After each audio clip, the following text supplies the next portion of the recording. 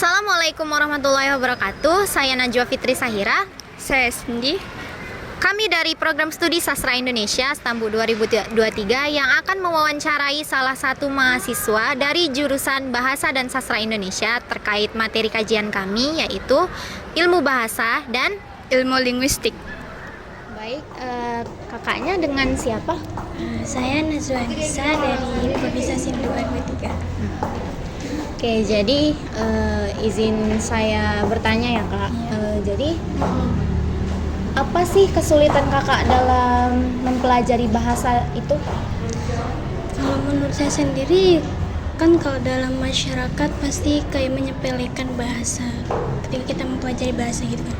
Mereka tidak tahu kalau misalnya bahasa itu sebenarnya kalau dipelajari lumayan sulit.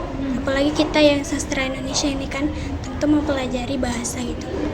Kalau untuk kesulitan saya sendiri dalam mempelajari bahasa, tentunya kayak ternyata bahasa itu mempunyai aturannya sendiri.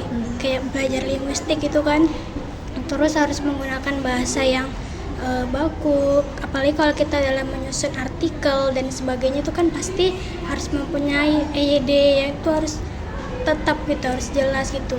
Tetapi kan kalau kita dalam bicara sehari-hari itu berbeda dengan kita dalam menggunakan dalam artikel ataupun lainnya gitu. Dan menurut saya itu lumayan sulit dalam pelajari bahasa. Jadi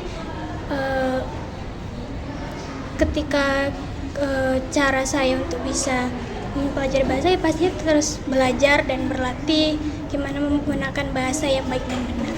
Itu sih. Kalau kiat-kiat berlatih versi kakak itu ngapain aja gitu? Mungkin banyak kita dalam membaca buku. Kalau dari dosen banyakan suruh belajar dari EYD, beli buku EYD gitu. Jadi dengan kita belajar dari EYD itu barulah kita bisa, oh ini pas ini kata yang salah ini bisa dibetulkan dari buku EYD. Menurut kakak, apakah aliran linguistik tradisional mempengaruhi perkembangan kurikulum bahasa?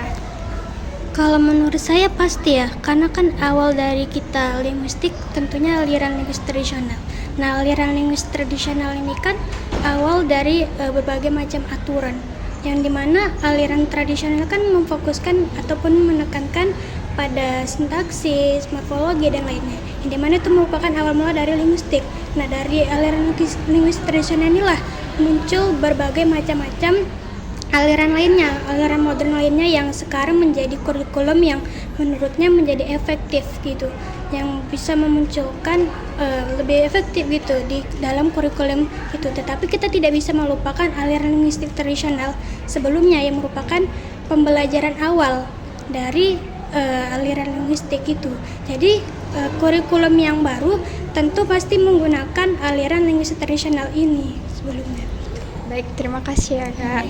Sekian dari hasil wawancara kami akhiri. Assalamualaikum warahmatullahi wabarakatuh.